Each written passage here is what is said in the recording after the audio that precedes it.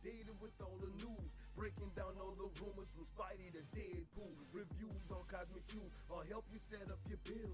Navigate through the wall table, set up champion skill. Switch status with Cap Shield, or battery powered Riddle. Heal your team with the Hulk under clapping with Ground Zero. Calling the Hulk guys, the Clinton K tag team.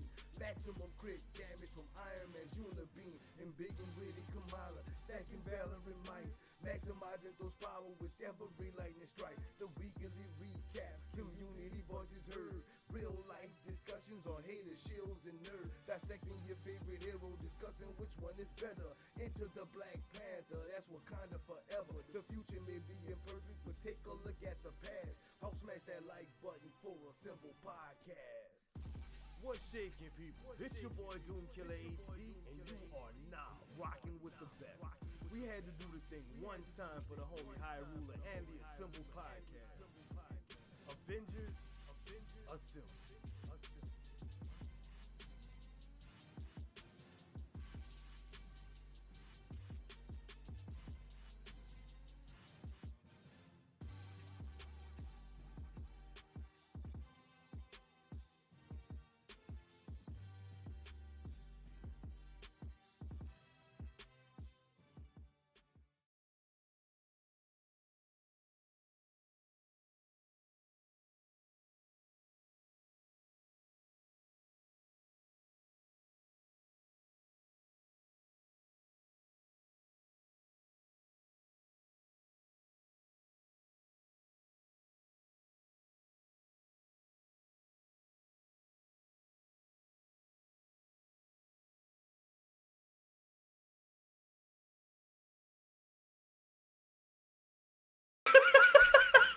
Oh my goodness. Ladies and gentlemen, welcome back to the Avengers Weekly Recap. Joined as always by Stardust. Oh, I have my wrong scene set up. Oh! Do you want to be your Doomkiller today? You're Doomkiller today. I have not been replaced. You change this right now. So You want me to replace it? Oh, okay, yeah, hold on. You replace that shit right now. Sorry, Doomkiller. Look, listen, man. I you're don't know a if I great guy, can. but I don't know if I can. I don't want to be Doomkiller today. That feels bad. Like I don't want to misrepresent. All right, hold on. All right, my bad. All right, we're going back to the starting screen. We're going back. All right. We'll be right back. God. What have you done? This is awful. I don't know. Stop.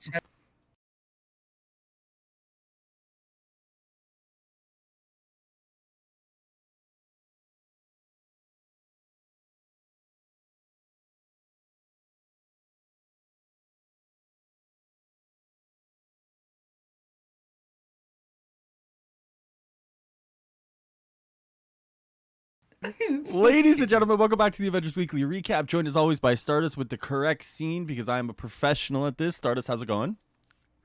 Woo! I'm actually Stardust. Listen, I would love to have them bare subs and that YouTube moolah like Mr. Doomkiller HD and the musical talents, but I don't have any of those things.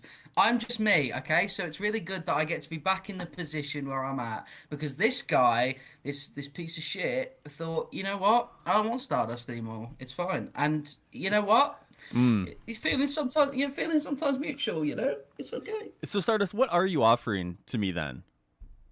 What do you mean? So if you're not Doomkiller with all the talents, what are you offering to me? Well, I'm offering you character and personality. I know you're a character. So speaking of character, what we're talking about today is... You fucker. I was going to make a sick burn. I know you were. I know you were. So today, guys, what we're talking about is we're obviously talking about the Omega level threat. We'll break it down. We'll go over all the information that we can. And then we'll kind of go from there. I think honestly it's only the Omega level threat today, man. And like there's really nothing to talk about. Multiplayer mega highs, priority mission changes, Tachyon stuff. There hasn't been, I mean, like we've skipped a little bit of the Wakanda stuff, but it hasn't really been too much to talk about. So it really seems like today is just strictly Omega level threat.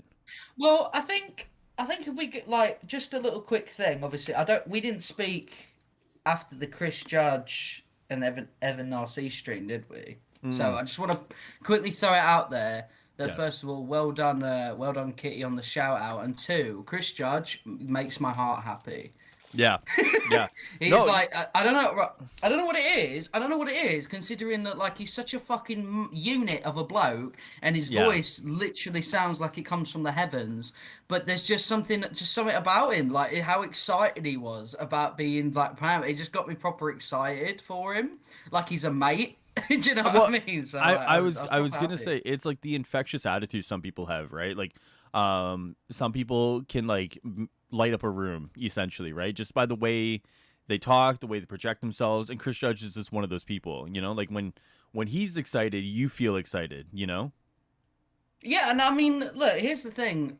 I don't know if this is common in voice acting. I imagine it is because it sounds right. But like when he mentioned how he's quite a big guy and Black Panther's a lean sort of athletic build, he lost what was it like 30 pounds to Something like voice that. act Yeah, yeah, Black something like Panther. that. That was fucking nuts to me. I was like, mate, that's mad. I thought that was one of the reasons people got into voice acting because they're like, I ain't fucking getting abs to play Superman. You know what? I wish I could lose 30 pounds. You know, like my man. Hey, Well, this to be fair, if someone offered me a role, and they're like, dude, you get to be this iconic character, you just got to lose 30 pounds. I would probably quit my life and just start running every day. To be honest with you. Well, that's the thing, though. They didn't even ask him from the sounds of it. He just did it. No, he just did and it. he Right. got, I mean, that's the thing. He was- just does it. I need to be asked. You know. you need to literally be paid to do that shit. Like, you need to be like, listen here, John. All right, before you play as Hawkeye in the next multiverse fucking expansion, all right, you're gonna have to lose all that blubber. All right, you're gonna have to Yes. shave. You're gonna have to shave that tash off. All right, we can't be having that. That porn stash on the game, yeah. and then we go. I actually, it's funny enough. I'll tell you one thing. What? Well, funny enough, before we started, I actually ate No, an you O. know, Henry. go- Like I ate a chocolate bar. Oh, is Stardust? Great, chat. Who Chadwick? No, Chris Judge. If we're losing Stardust today, we you know what? No, I'm here. What are you mean? What are you on about? I'm Your here. your internet's dying. And we haven't even gotten to It's our not, first I'm topic fine. yet. Oh, okay. All right. Well, I feel I'm here. Wait. okay. What? All right. Then let's talk about the OLT then before your internet gives up. What's the matter with you? What? Okay. What's up with you? Why Your are you inter- being like this? Are you high? No, your internet was dying. I swear. It sounds alright. What are you Oh, talking about? well, now it does. But you guys, no, it's fine. It's fine. We're a little rusty Alright, at come this. on. No, Stardust it's all Stardust is never me. All right, so let's get into the Omega level threat then. Let's break it down. So how do you want to do this? What's the best way to do? Do you want to talk about the fight itself, breaking down? Because I mean, like a lot of the stuff I've seen lately has been like it's been 10 months for this, and like I mean, technically it hasn't been 10 months because this was supposed to come out in December. So I mean, like, hasn't been 10 months for this fight particularly. But like it's one of those things where it's like I don't know where to take that criticism from, because like everyone knew ahead of time that this was the fight that we were getting. You know what I mean? Like I can understand sitting there and waiting and being like, oh, this is like what we're getting, but it's like this was known since December, right? I'm gonna be honest. While I Yeah. was listening to you talk like that, I was like, "This guy sounds Yeah. so scared at the moment. Like, are you all right?" No, dude, Like, I'm fine. You Okay, sound okay, proper like. okay. Listen, everyone. So Omega level threats have been since December. All right, let me pump some energy. Listen here, everyone. I've literally Right, only so been awake Ome- for 45 minutes. Can, Just so you can know. I do this? Are you gonna let me take the wheel, sir? All right, Mr. Fucking Unprofessional Doom Killer HD intro. Please, Yeah. please. Okay, so Omega Level Threat Family Reunion Edition, okay, my friends, was supposed to be coming out in December alongside Kate Bishop's. It didn't. It was right before the final hurdle. They were like, nah, you want to play that? Nah, not happening. Sorry, get fucked, right? So we had to wait, bear time, okay? How long's it been since then? High roll a quick maths. Oh, 8 wait, I months. can't trust you. Let 8 months. 8 8 months. months. All right, 8 months. 8 months. All right. So we got 8 months.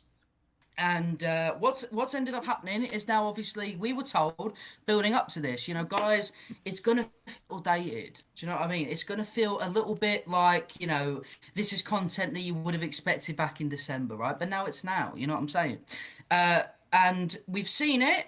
You know, some people, you know, are a bit shocked that it is the same fucking mission, you know, but with a bit of a different boss. You know, if you listened, you'd know that's not the case.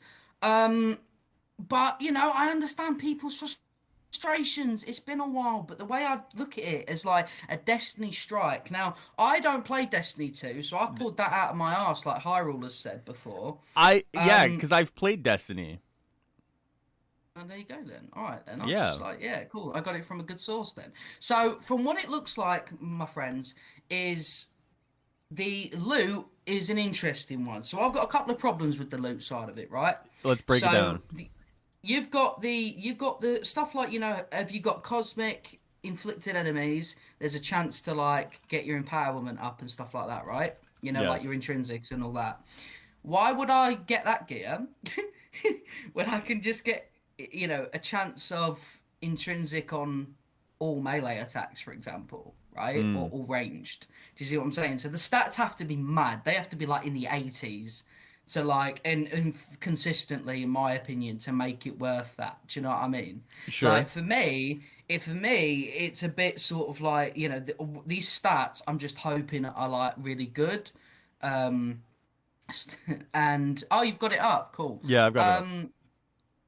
And it's just it's a bit of a weird one, the loot. I'm not gonna lie. It will like it's one of them where like I can't say it's shit until I've played about with it a little bit. I think a lot of people who focus on gear and stuff will probably say the same. But you're not really a big gear person. So what is it like for you then? Because obviously this mission realistically is like, you know, oh, it's, you know, it might be the same thing, but the pull of it's, oh look, new gear. So what's it like for you then? Are you sort of like just excited to play something not new, but have something new to do? Well, the idea is that I want to play something that's going to challenge me, right? Like you're right. Like I look at a lot of this stuff and I'm like, I'm going to let the people who like focus on gear break this down. Off the top of my head, nothing here looks super absolutely, I got to grind this out. Maybe, I mean, it doesn't look amazing to me. Like I would expect endgame gear to look, right? Like, for example, like some games you can just look at endgame gear and you're like, holy shit, like you just know, right?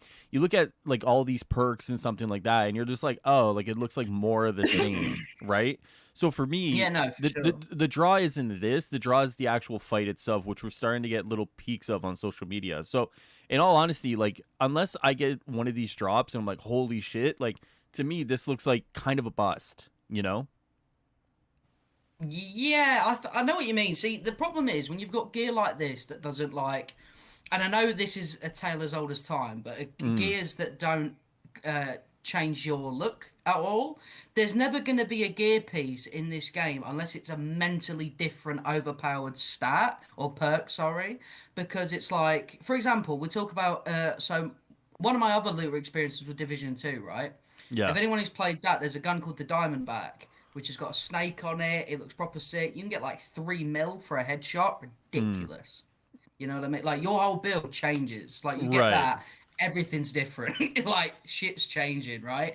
Whereas you don't really get an exotic in Avengers and you're like, right, I'm going to change literally everything. I think that you doing anything with these gear pieces is really as simple as like do an OLT, grind some tachyon riffs, your build's done if you're going to use it. And realistically, it's like I'd rather have a gear piece that I pick from this that like is that good that I don't have to like add so much to it to make it an impactful piece. That's my biggest problem with gear at the moment. There's not one gear that like, besides like little pieces here and there like operative's armor for Clint and stuff, that's like really changes everything. Like I get something from this mission, I will have to look for like 3 other pieces to make that work and make it good, if you know what I mean. Yep. Rather than it just straight away going in and like being good. exactly, yeah. Yeah. And what gear like that should do is you get that, you see how good it is already, you're like, right, now how can I improve it? And that's where it gets into it. So with this gear, it's that same problem again, but now I'm questioning it because I don't believe they changed the loot at all since it was supposed to come out in December. I And don't I'll tell think you so for why. either. I know that seems a bit obvious, but I'll tell you why I think that. So, it wasn't that long ago that intrinsic burst stuff got implemented into the game, empowerment pieces and stuff, right? Right. But it was definitely after December. To me, this OLT that was meant to come out in December was supposed to introduce that empowerment style gear. So you're like, whoa, that's sick. It would have actually been new if it come out in December. Now it's like, we can do empowerment bursts with gear that works with all our range, not just cosmetic. So it's it kind of defeats the purpose of it. But what do you think? Well, I think you're right, but I think like, Ross brings up in chat like how like because like I think a lot of the time people are going to be looking at the rewards of something like this, right?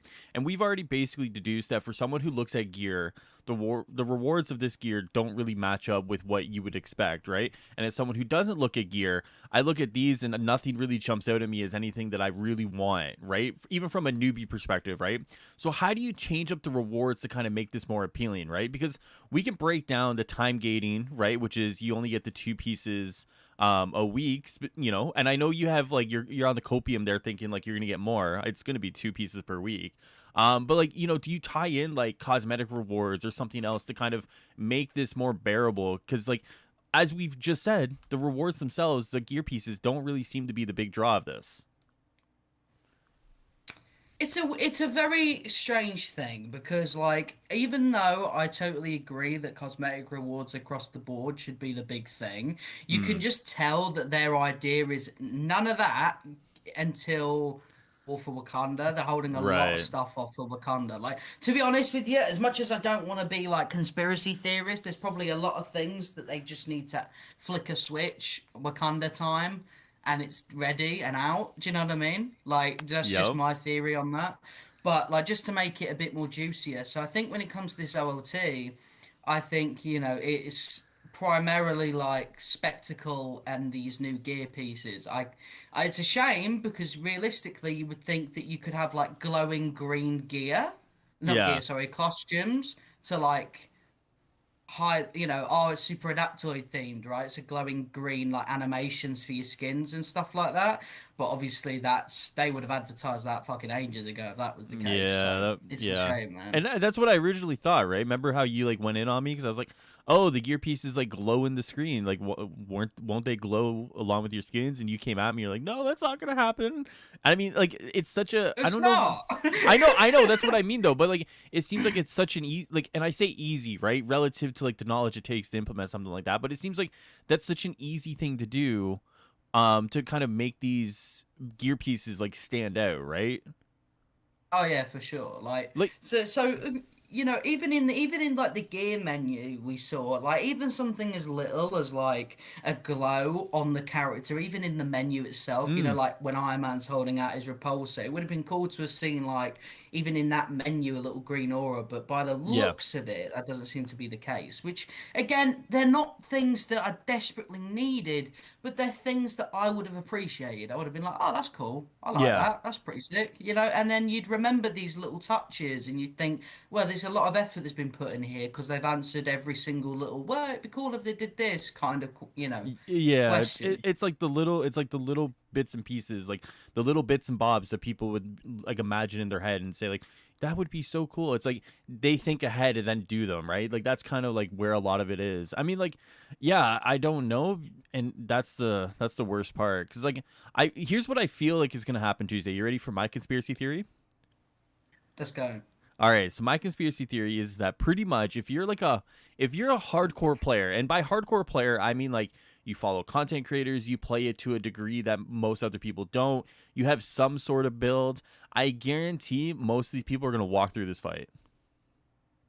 Oh yeah, for Yeah. sure. No, Okay. And like and you've that and that's why they probably haven't done anything in terms of the reward structure, because like they know people are gonna walk through it, and they probably just want that to last as long as possible.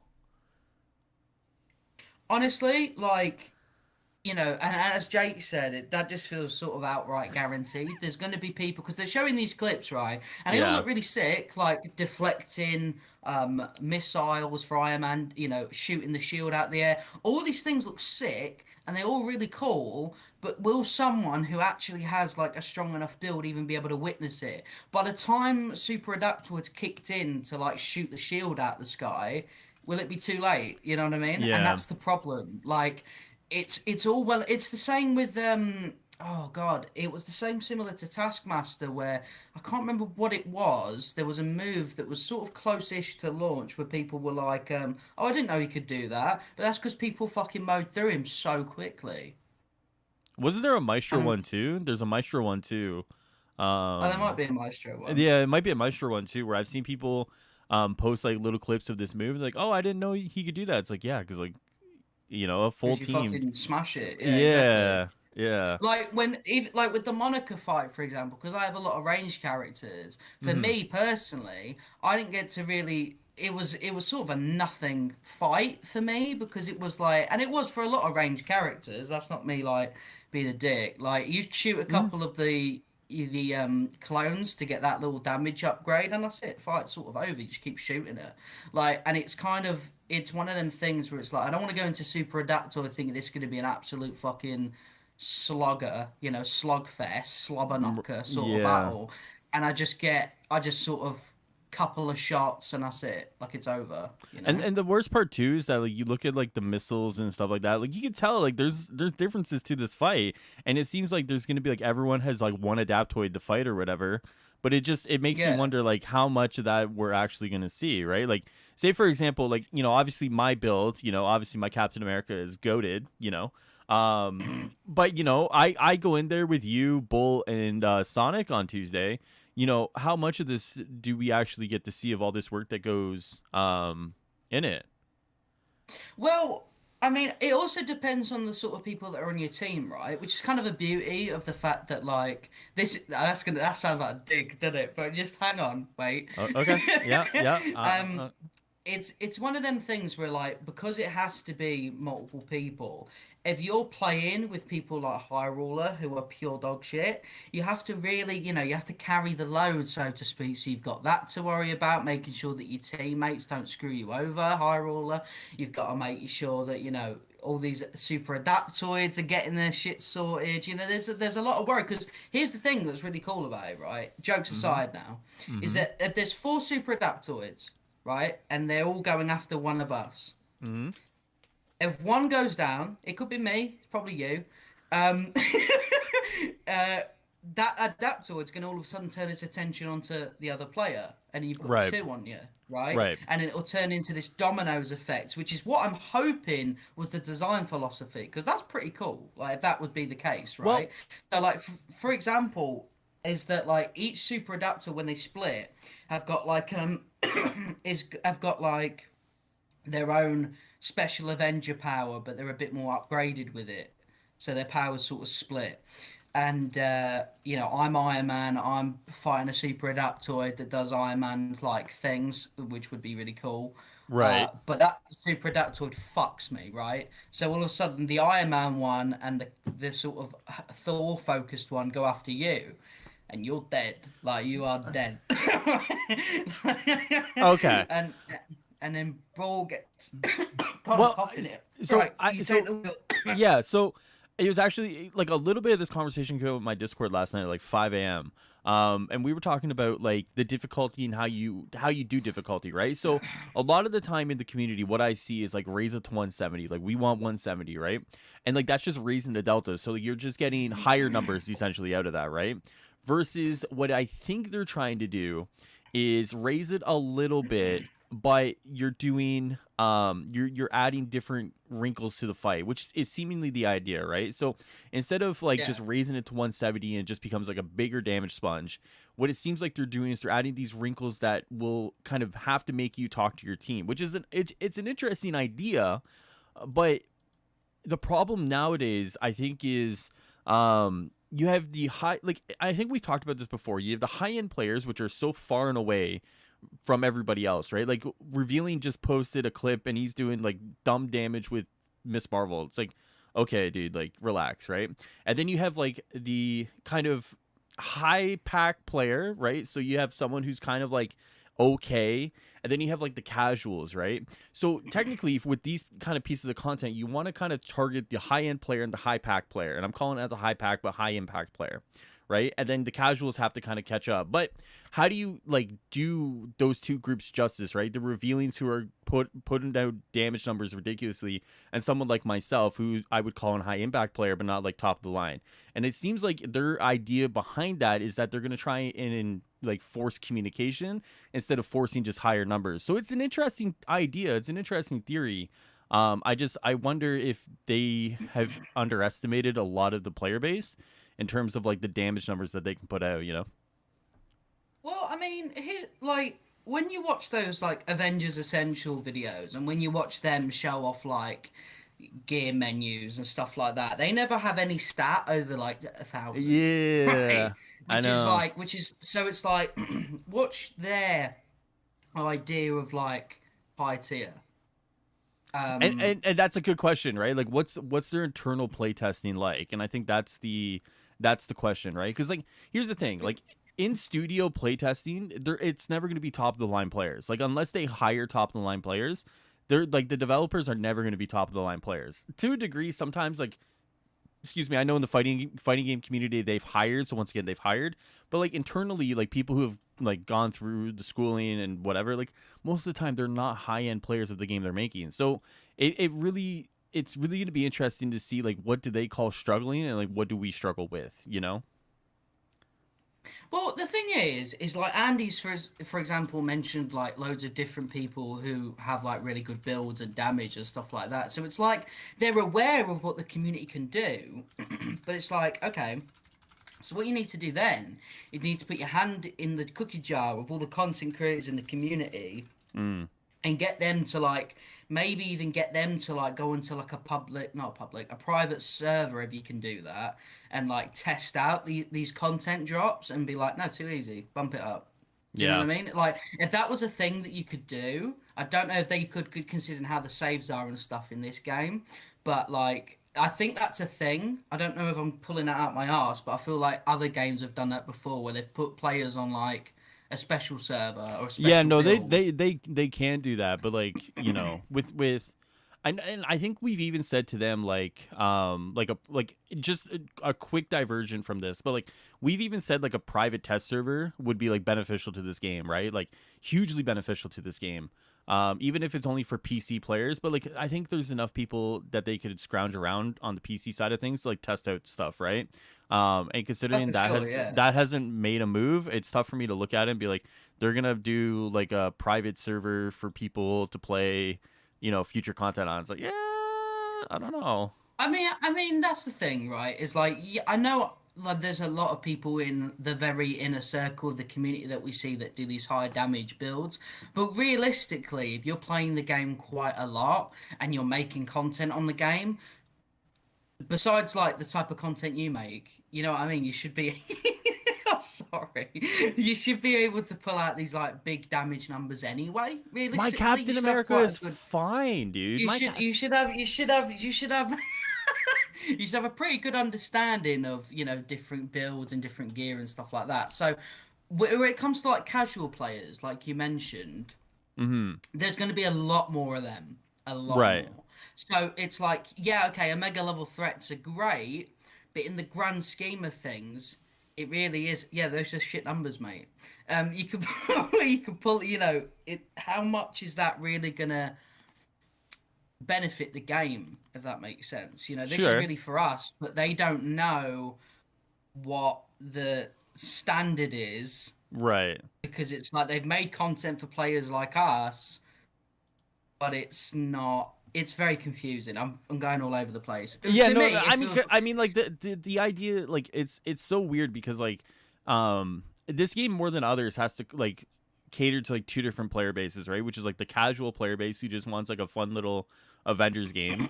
And then like the hardcore grind it out, like I want to grind. And it's like, how do you cater to those two? Because they're like so diametrically opposed to each other. You know what I mean? Yeah, it really is like a completely different type of, and you also got the free weekend coming up as well. It's sort of weird because this Omega level threat mission really does only play into the favor of quite a minority in the community, which is an interesting thing because obviously we're sat here worried about, oh, is it even going to be more like difficult enough? There's quite a lot of people that probably haven't even gotten to the 145 power level, who have just played it for a little like fun Avengers experience. So you wonder like, it's difficult to focus on something that not everyone is going to be proper like, involved in, and it's hard to find a standard when it's such a minority. It's not like we're all fucking, it's not like compare all of us because there's such a niche in the community and you can only look into that little circle. And we don't represent everyone, so it's like, how do you do it so that we can enjoy it, but also once people who want to play more get to that level, but they've just done it by leveling up random gear pieces, how can they survive as well? It is really difficult to balance it. Yeah, no, for sure. One of the things I do want to talk to you about is, because we're on the kind of the conversation around end game content, grinding, kind of how to level up. One of the things that I think has come to the forefront within the last, like, I guess, like, week or so has been like time gating and like the way they dish out rewards. So for anyone who doesn't know, I'll just do a quick little rundown on it. Time gating is usually when gear is locked behind intervals of time. So like you have your weeklies and your dailies, and these kind of lock higher powered gear behind them.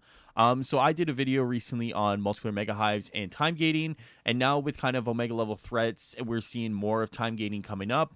Even though they've said before, they've said publicly, as well as they've said in the private content creators meeting, that this is something they want to address in the near future, which to me means Wakanda.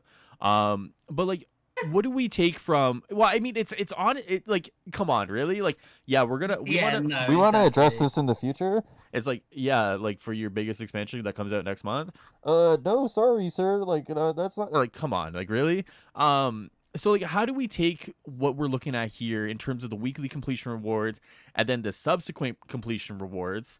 Because I mean, like, the subsequent completion rewards is 1 ISO 8 and 10 upgrade modules. Like, that's absolutely garbage. Like, no legendaries, no nothing. Like, that is terrible. Like, that is absolutely awful.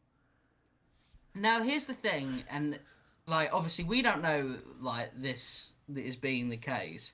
Yeah. But I would like to imagine that the idea is that you get guaranteed weekly, but then you can grind the mission for a chance at the exotic. Wouldn't but they it never says say that. Yeah, exactly.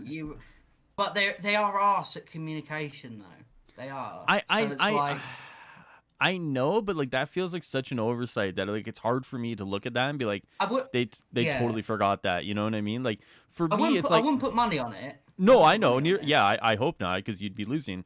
To me, it just literally feels like you get your one shot a week and then you're done. Which to me, I understand. Like, people, like, it's so hard because like Omega level threat is such a weird umbrella term, right? So technically speaking, this is a dungeon, right? This is not like a raid like, environment scenario. This is technically a dungeon, right?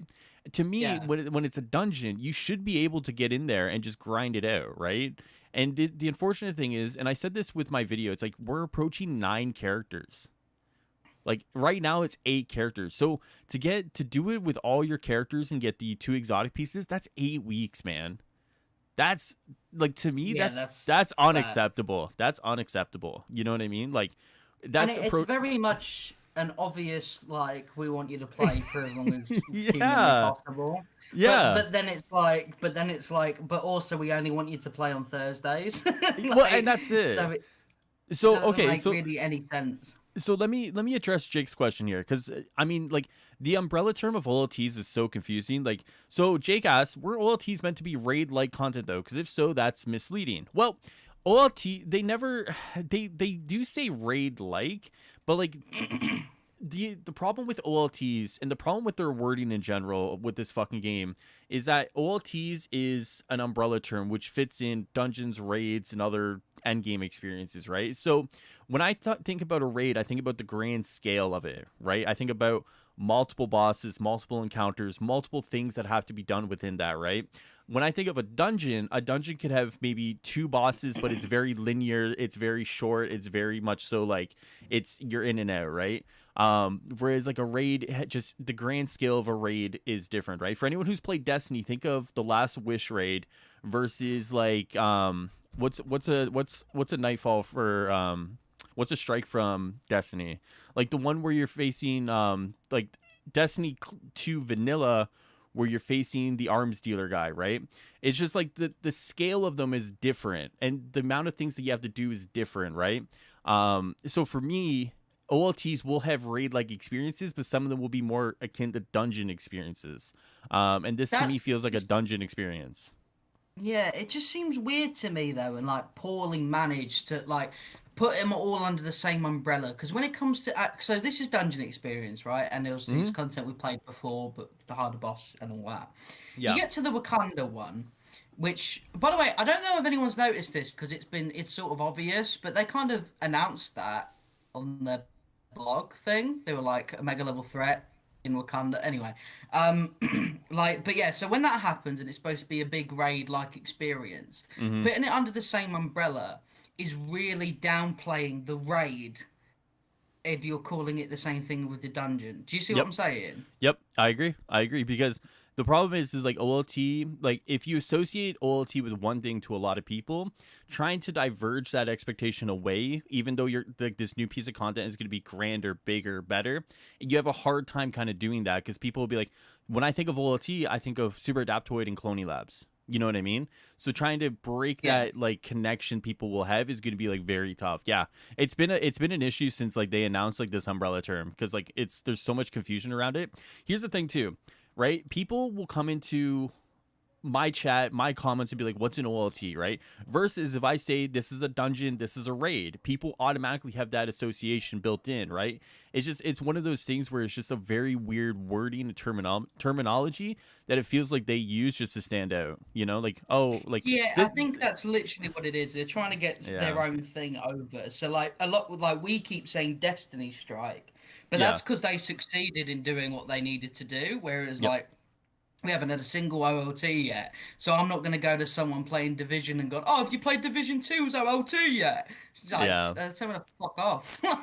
Right. And it's just weird to me that you're going to have this massive raid-like content, and you're going to have it under the same umbrella of a mission that people have already played before, but with a sort of different ending to it.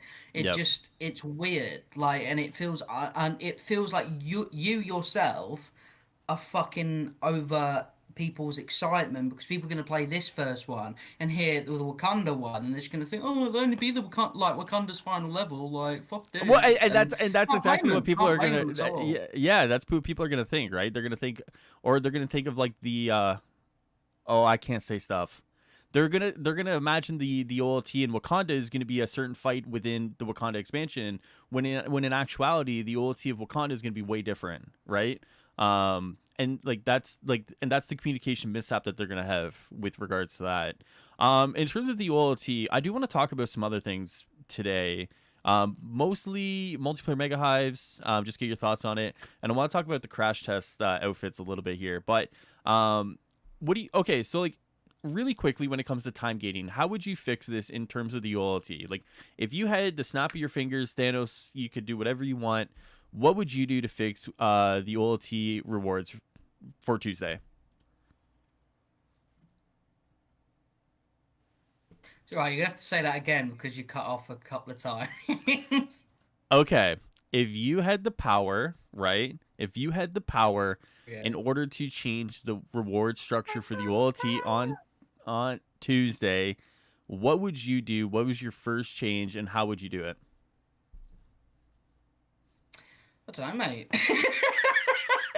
I don't know. Like when it comes to rewards for like Omega level threats, it's kind of perks wise. I wouldn't be able to know. I wouldn't be able to tell you because like That's a lot of thinking that you're asking for there. Okay, But just realistically, don't worry about the gear then. Just focus on like the actual reward well, structure. what do you mean reward structure? So What do the you mean?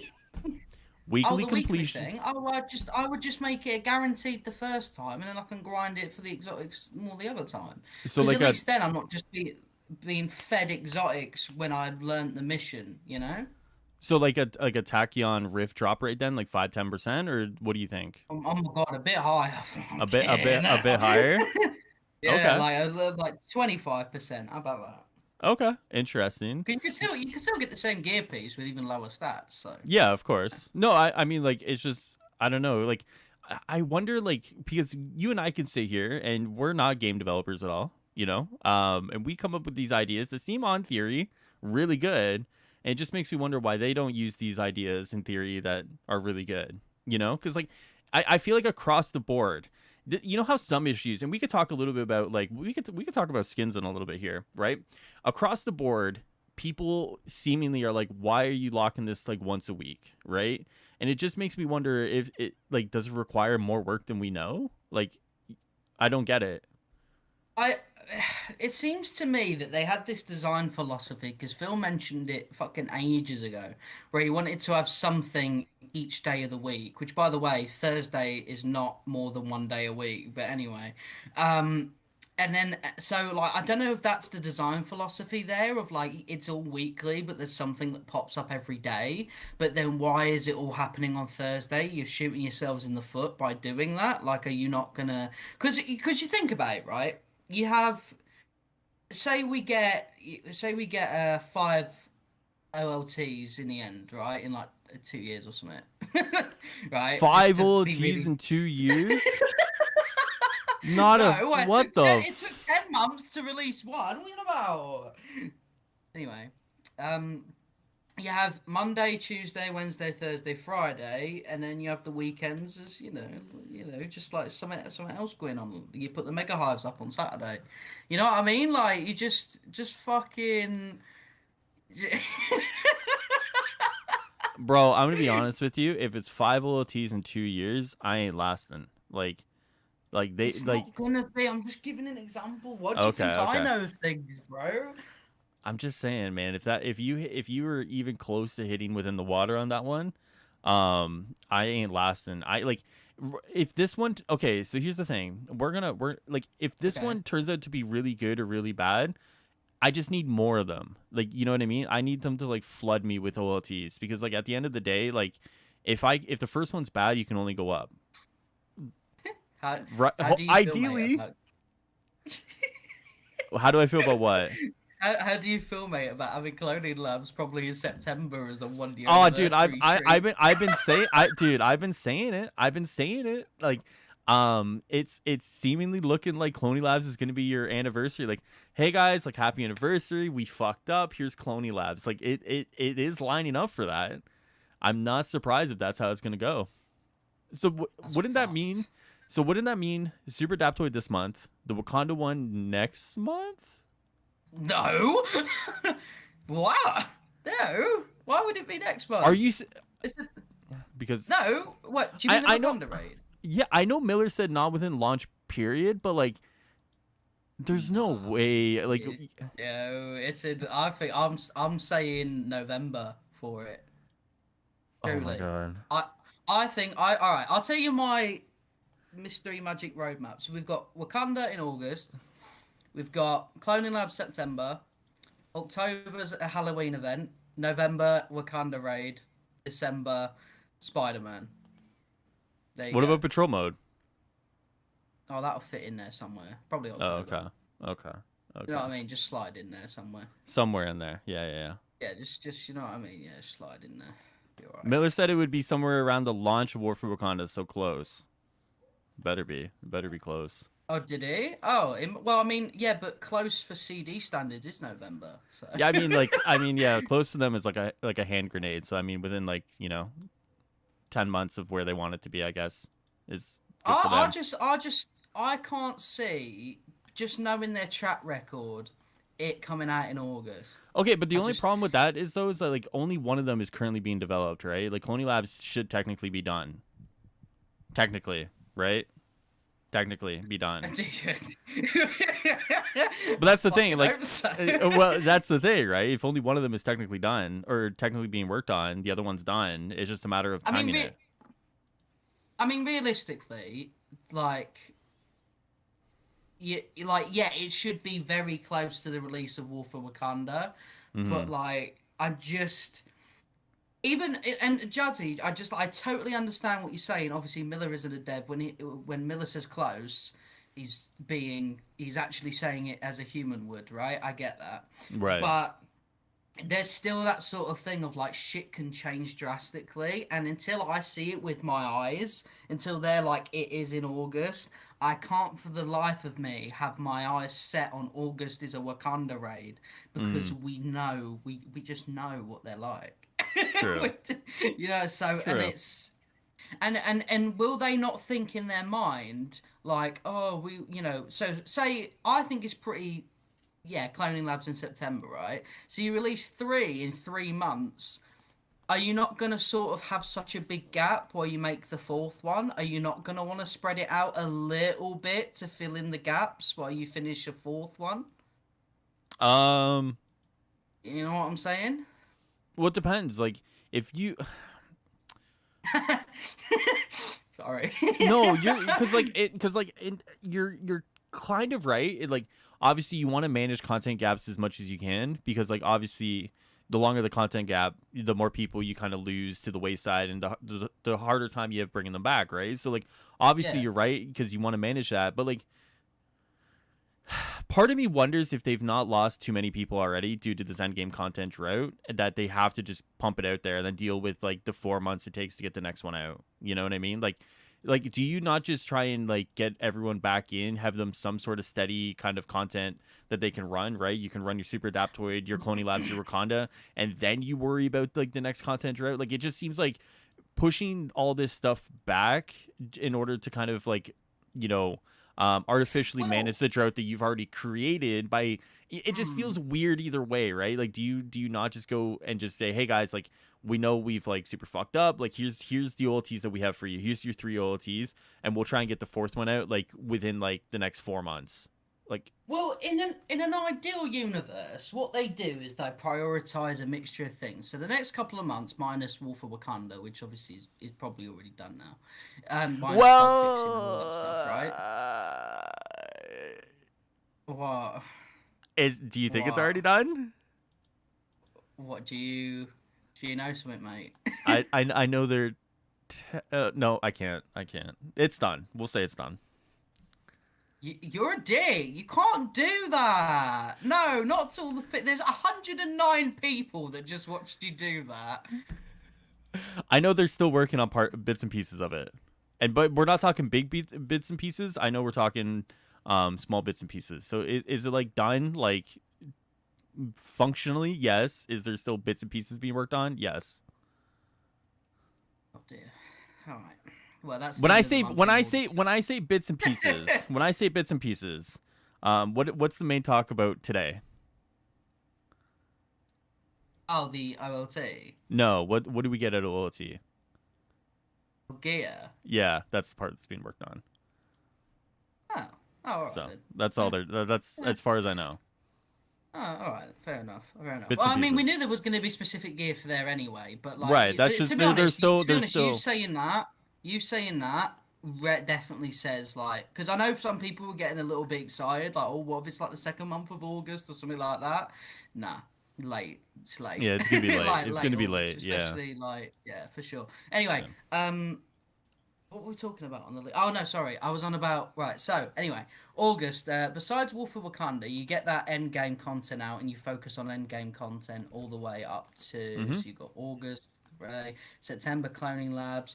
Then you can focus on doing. Then you can relax a little bit and pump out like a little nice, you know, relaxing Halloween event. You know, get the Wasteland Patrol out. You know, you don't have to panic. November, you do like.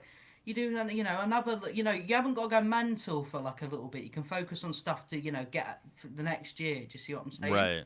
Right. Like, so a week. I meant a week. Second week. So yeah, and then like next year, hopefully, a bit of the focus can be on like characters and stuff, because obviously we know because there's a big mixture in this community of people who want end game content, stuff to play, characters and story, right? So you Yes. focus. What I would do is I would focus on one thing and then focus on another thing, and just keep rotating Mm-hmm. round. So it's Yep. like, okay, this is my game for a good 4 months, and then it's going to go over to the end game content, which isn't particularly my thing, but it's like, sometimes you've got to deal with it. Do you know what I mean? It's not always something that comes out isn't always going to be your cup of tea. So like that would be Right. the way I would do it. But we're talking about crystal dynamics, my friend. All right, and that's the line. The brain is different, right? We have to think differently.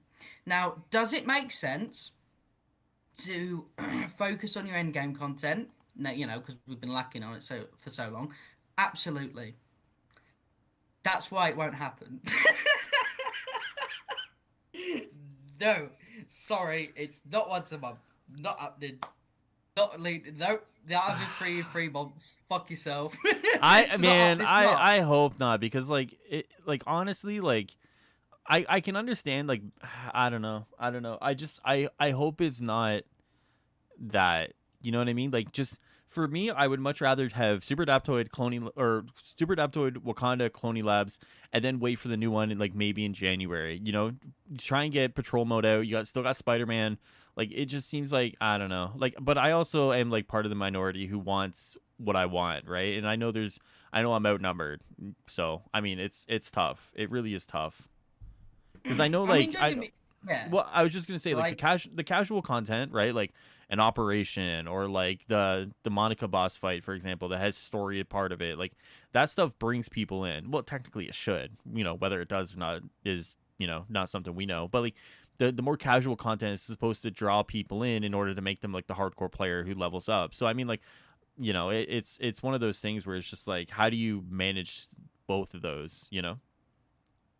well, I mean, you've got a good mixture coming out in the next couple of months for people that like story and characters and endgame content, right? Mm, So you've got Wolf of Wakanda, which is obviously Black Panther story and Raid, right? You've got obviously September, we assume's Cloning Labs, right? It's another bit of endgame content. October, Wasteland Patrol and event, you know what I mean? Something going on in November, and then obviously Spider-Man in December, which is a character. So you've got that yeah. as well. So like you've got a good mixture of like what everyone wants, but it depends. You've got to go into next year with a big explosive thing in January. Honestly, like Mm, that's something that I think, and I don't, because I know that CD, bless their little hearts, are masters of holding things out yeah. until we get to that. Until we get to, like, for example, in Wakanda, there's a lot that's going to be in there that they probably could release a lot earlier, right? True. So, is that going to be the idea of like, we'll hold things that could have been out this year until January to have this big explosive beginning? Or are we going to give it when it's done? Are we going to keep the one? You know what I mean? It's all very Right. confusing, and it's a weird one completely. Like, I don't know, man. It's True. difficult to predict their schedule until we see a roadmap, and hopefully it goes into the line of what we said. 3 months, 3 endgame pieces, Wasteland in there somewhere. This, that, and the Yeah. other. I think it'd be cool. Okay, so two things I really want to touch on. First things first, I really want to talk about the modifiers for Super Adaptoid, and then we're going to talk about gear itself, because I know a lot of people are talking about gear reworks and gear this and gear that. So I do want to talk about that. But I want to touch on the modifiers really quickly, because that's the one thing we haven't talked about with regards to Super Adaptoid on Tuesday. And honest to God, I hope to God, hand over my heart, I hope to God it's not like a crazy tachyon timer. I know the timer's in it, but I hope it's a 30-minute countdown. I hope it's not like jump through bubbles. Yeah. I like, if I have to Um, jump through bubbles on Tuesday, I'm gonna lose my mind. Like, just it, really quickly. here's, Here's the thing, like with there being 4 players and you have to have 4 players, maybe in their mind they'll think, oh well, someone can go and collect orbs. That's the I challenge of it. We'll hope leave it. We'll let the timer be a minute. I hope it is not that at all, because it just feels like, once again, if I have to jump through bubbles on Tuesday, it's like, what is even, like, it just blows my mind. Now I've been advocating for it's a 30-minute countdown. You have 30 minutes to go do it. I think that's fair. I think if it's a 30-minute countdown, that's fair personally. If it's like 5 minutes and you got to go jump through a bunch of bubbles, I'm gonna I'm gonna lose my mind, and chat's gonna meme on me. But if we get into this mission on Tuesday and it's bubbles and it's like 5 minutes, I gotta jump through it, I'm gonna break something. I promise. Have fun. The flyers need to go collect the bubbles. I'm gonna break something. Okay, so now that I've gotten that out of the way, I really just wanted to prep people for Tuesday, because I might actually break a PS5 controller if it's that. Okay, so there's a lot of people. Don't we meme on you two already? Yeah, true. Don't Okay. meme on me. I'm too cool to be memed on. Sorry. Yeah. Anyway, Okay. carry on. I guess like cool is judged differently in England, but that's fine. That's Okay, so racist. that's not. Okay, so I want to talk about Lou rework, because like there was a Paul Tassi article that just came out before we went live. I skimmed through it as quick as I could.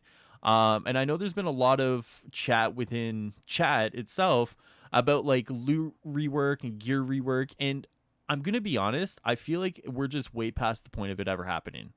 And now there's some reasons why for that.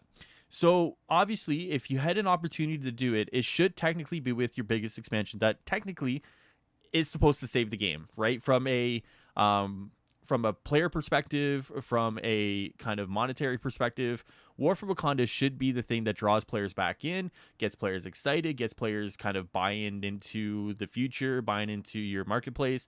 It feels like if a loot rework was on the table, and I feel like at one point it probably was, it feels like it should have been with War for Wakanda. And so if it's not, then I don't feel like it's ever going to happen, because the other point of that is that by doing a loot rework, you literally either have to like erase everyone's builds and everyone's gear and try to figure that out, or like you totally like it just feels like it's a big headache at that point, you know? It seems to me that them saying that loot rework 2.0 is going to be in like continuous patches, to me isn't that they have a plan in mind. It's like, all right, people don't like that, we'll do a patch next week. That's next part of loot 2.0, baby. Yeah. Like, and that's kind of how I think they were, like, they're gonna do it. So it's like, say you know, obviously people want to re-roll, right? That's been a thing since the very fucking beginning. So if they release that for Wakanda or anything else in the future, right? It's like, this is the next part of fucking Loot 2.0, Right. baby. Even though it's like, well, I think the goalpost has shifted a little bit, right? Because like when they talked about Gear 2.0, right, it was always Gear 2.0, right? Then it shifted into Loot 2.0. Somehow, some way they changed the wording on it. But it felt like Gear 2.0 was everyone's like, oh, they're gonna change gear around, they're gonna add like different perks, they're gonna do this, they're gonna do that, like, you know, like, and then it shifted into Loot 2.0, and now. And don't get me wrong, originally a lot of people were focused on the quality of life features as well, but now it's like the quality of life features are kind of all we have, right? yeah, I know what you mean, yeah. Yeah, and it's just like I know people are looking for like a Gear 2.0 or like changing gear around. I just think we're past the point of like it ever happening. I think like they'll add like new perks and stuff that kind of changed, you know, but it's not going to be to the degree that probably many people want. And because of that, I just feel like if there were any opportunity to do this, it just feels like this would be the time to do it. And it just, with that not happening, I just feel like we're stuck with what we have, you know? Loot 2.0 to me is another blanket term that they can use whenever loot is dropping shit and they update it. So, like, for example, having blues like all the time was a shit feature. Getting rid of that thing and then saying this another part of Loot 2.0, it's like it sort of just should have been something that's done anyway. Like, it's like I think people would have just rather have had like this big focused massive patch to change it all at once rather than use 2.0 as like a blanket term by like, Yeah. you know, fixing things based on quick community suggestions. I mean, it's good that they do that, but I think that when people hear Luke 2.0, they expect like a big change on one big patch rather than it's like, okay, people said this, Luke 2.0, let's use that, you know, and it's Right. like, oh, we fucked up with the gear here, Luke 2.0, let's fix it, you know, and it's like, Yeah. you know, it's just, you've just fixed it. It's not really like new gear, you just made Right. it drop. Yeah. Well, and that's the thing, right? Like 1.7, what was 1.7? 1.7 was higher rolls, right? Was that 1.7 or was that 1. No, it was 1.7. It was higher rolls.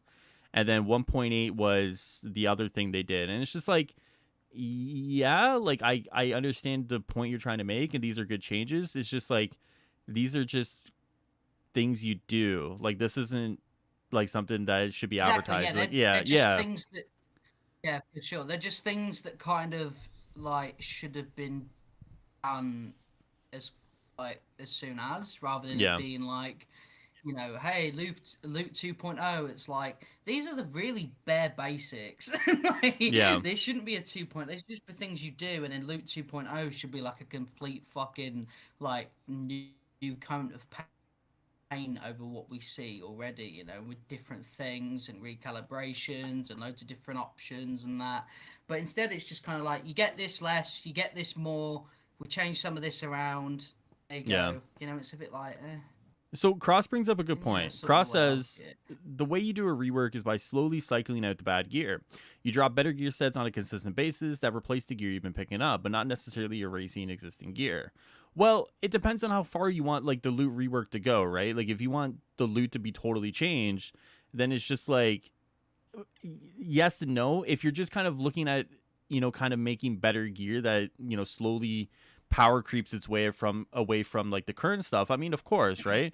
I think a lot of it will come down to like how good the Wakanda gear is, right? If the Wakanda gear is like slow, like, you know, it's one of those slowly incremental changes away from the stuff that we're running now, then I think you could be confident in the fact that like gear will get better. I just don't know if Gear 2.0 or Loot 2.0 will go to the degree, and not you guys in chat, but to the degree, if I could speak, that some people want it to be, right? And I think that's kind of the point I was trying to make, is like, some people look at Gear 2.0 or Loot 2.0 and they're looking at the moon, right? And they're going all the way, baby. But like, I think a lot of the time it's just like, if Wakanda gear is kind of incrementally better than what we have now, then you could probably be rest assured that like the next content drop that brings gear into the game will sort of be better. But I think it just comes down to like expectations and stuff like that sometimes. Because my expectations, I'll say it, because my expectations, when I heard Loot 2.0 or Gear 2.0, where the fuck it was like a total gear rework. Like, gear was getting like massively changed. Like, everything was going to be changed about gear. The perks were going to be changed. The way stats interact with the character could be changed. Like, I had it in my head. I was like, fuck, like, I hope this is the case, right? And then slowly, I've come back to the reality of like, it's quality of life features, and like, that's it, you know. And it's taken a blow to my ego, because like, obviously, you know, I look at games that have like exotics, for example, that do very different things, right? That change the way you play. And then I look at my exotics and my Captain America as like, they're just like buffed up legendaries, you know what I mean? And it just feels like not as rewarding as some of these other games when I look at exotics, for example. And I think that's the problem with a lot of the time when it comes to chasing gear in this game.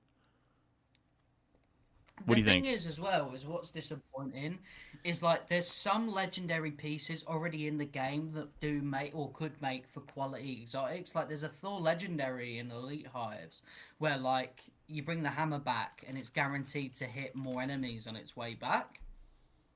So it's like, it's not like a stat difference, it's like an actual gameplay difference, and it's very like, it's good if you're doing a ranged build, right? I mentioned Operative's armor earlier that shoots like 15 from your bag of tricks. That makes you drastically more powerful, you know what I mean? And it's gear like that people clearly like, and people are clearly like, yeah, right, I like that. They should focus on, rather than it be like 7.1% chance to, right. And I think that's the thing. Like, give gear that's more interactive with the world around it than just kind of like percentage increases here and there. And I think people would be very happy with that, right? Like, And it just sucks because like I didn't know about this gear piece. Well, I mean, I don't play Thor, but like obviously this gear piece here is like a super cool piece of gear, and it's just like give me more stuff that does stuff like that, and I think people would be like super happy with it, you know?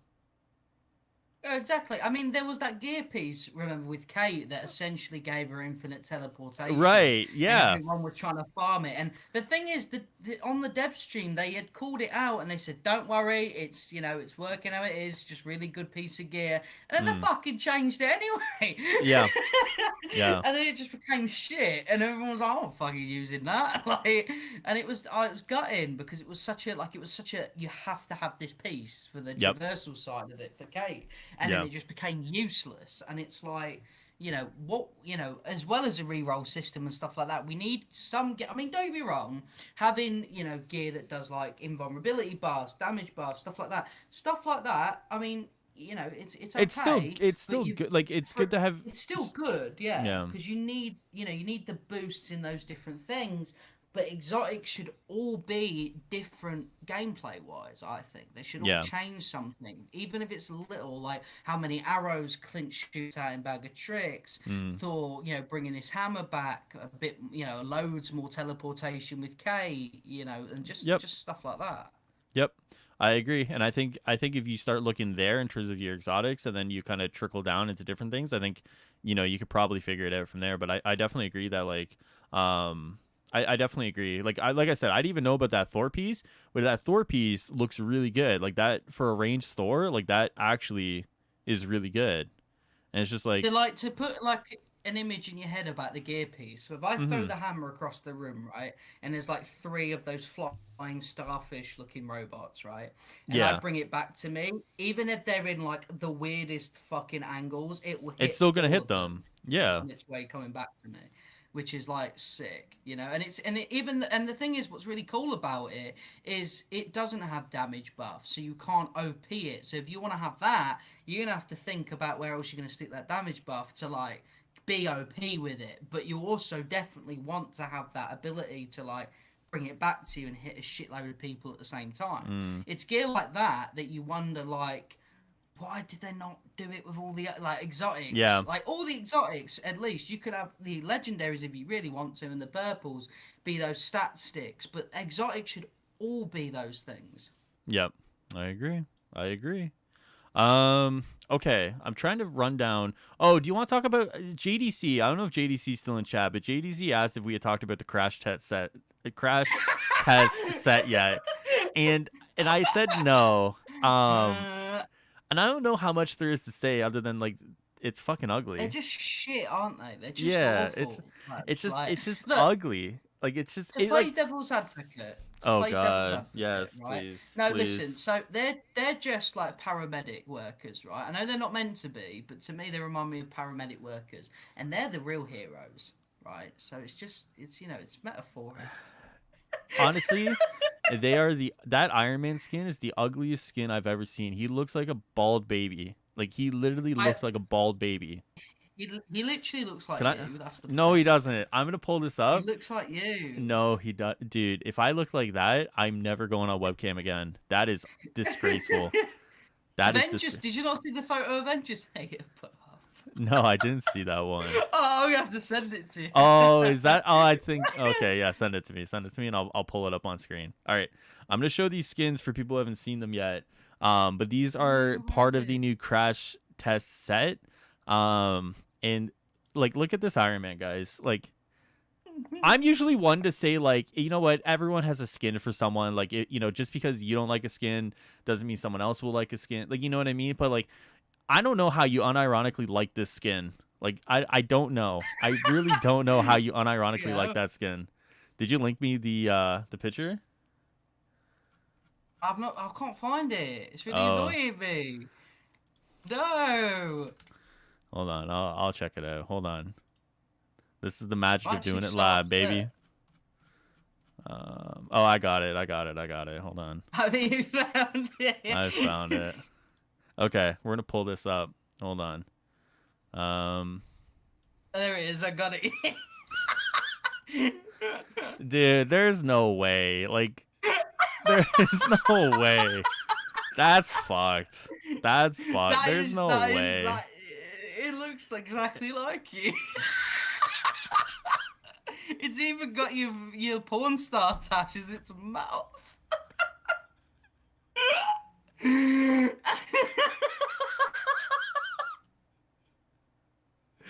I absolutely hate it, dude.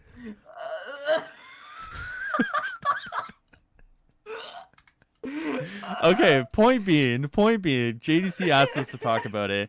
Honestly, I'm usually one to say, like, you know what? I'm usually one to say, like, if you don't like the skin, it's whatever, you know, there's, who cares, right? But like, these ones are so like monumentally just kind of like, what happened? Like, that I feel like these deserve a special shout out for like the worst skins in the game, you know? Like, I actually fucking hated the volcano skins. I thought they looked like shit, like actual. But it shit. compares. Like no, but I honestly, mate, my face when I was looking in the weekly, I was like, the fuck is that? Like when I saw Hawkeye's classic with literal lines, like he's about to finish a race on him, I was like, this is the worst shit. Like I just couldn't believe it. You tease, you fuckers, you don't release MCU Thor, right? And you show that, you think people are going to be like, yes, that is what I need. Okay, so like so I think there's some things to break down here. Like, is it the frequency of these kind of like, I'm not going to say trash tier skins, but like lower tier skins in comparison to like some of the other stuff they brought out? Is the frequency of these releases that bothers people? Because like, say for example, you get a bunch of other skins like more frequently, right? Like skins that people want, or even skins that people don't want but look cool, right? And then maybe every so often you bring out like a set like this that is like god tier awful, but like people may be like, oh, you know, like this skin came out, that skin came out, so like I understand they're doing whatever the fuck they're doing with this, right? Or is it just like in general, do you think that these skins shouldn't touch the game? Like, what do you think it is?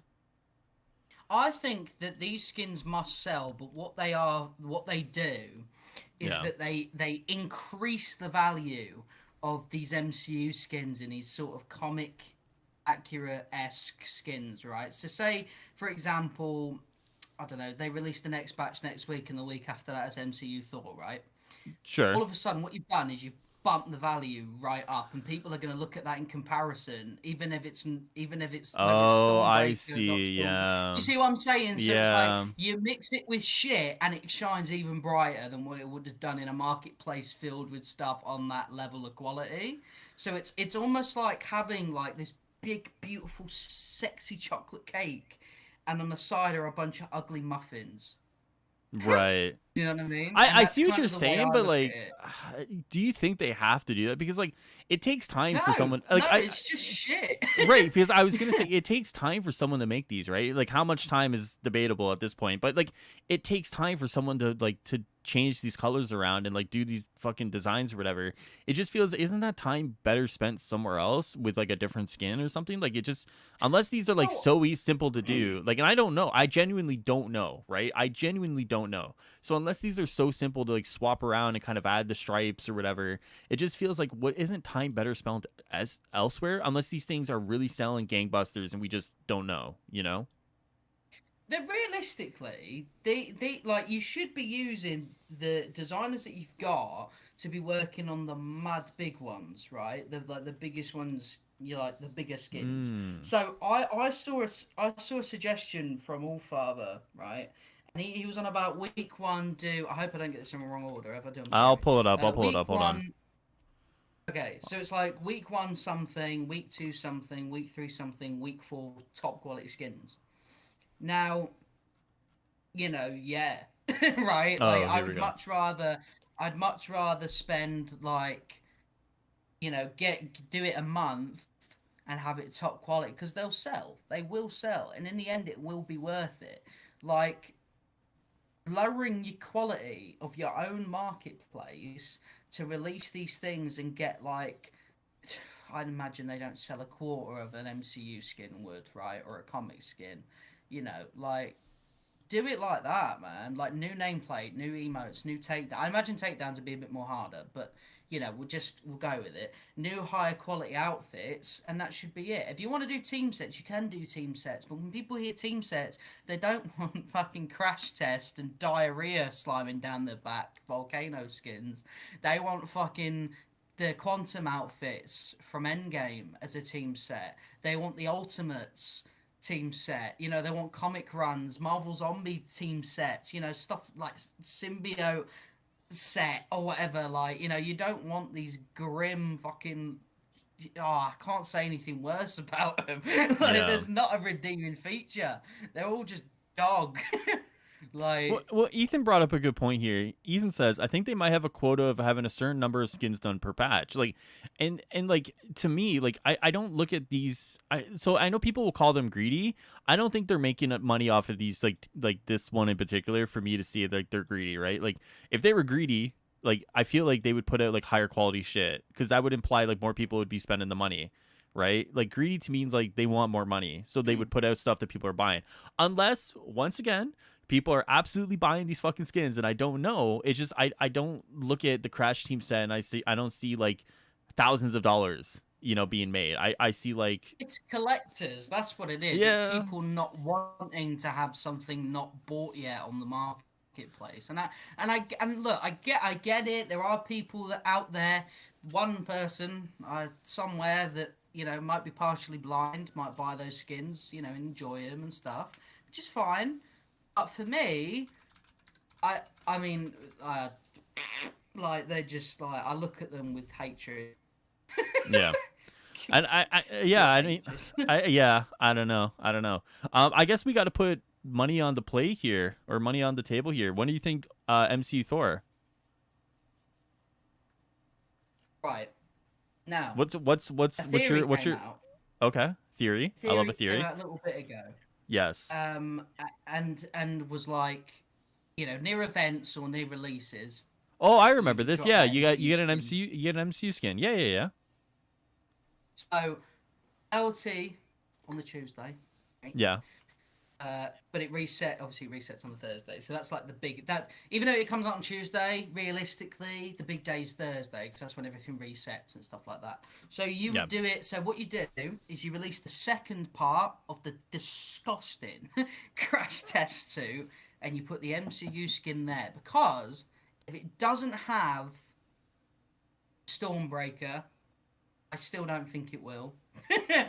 And you have and so say it's not completely fucking spot on, right? Then at least you've got the shit surrounding it to make people be like, well, I'm gonna buy it. Because next to fucking Crash Test Hulk, it's a dream. True. So that's the way that's the way I'm thinking next week. Do you think it, and I feel like we've had this conversation, but now that we look at Crash Test set, yeah. And now we see how garbage these skins are. Do you think it needs Stormbreaker to kind of wash away the taste, or do you think it can make away without Stormbreaker and be okay? I just don't think it will have Stormbreaker. I just don't. I still and we've had this conversation so many times about how they could sort of do it without it causing such a commotion. But I mean, don't get me wrong. Thor fans have had no love since the game has been released in regards to the costumes minus Unworthy, right? Yes. So what you should go all out. You should have Stormbreaker. You should have everything going on with it. But will they?